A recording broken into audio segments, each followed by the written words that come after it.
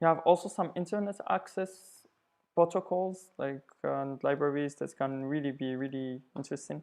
For example, here you can access the URL of my tutorial and see where is Python in it. Python, maybe you will have a lot of Python in it. And here, for example, it scraps actually from the, you can see it goes to the HTML response and really reads it as as a file, as HTML file as it is.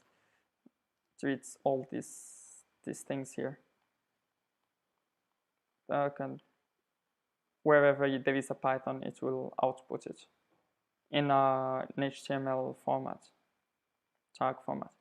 You have some uh, email libs libraries. Here just you need some server running and you would totally be able to use email for this.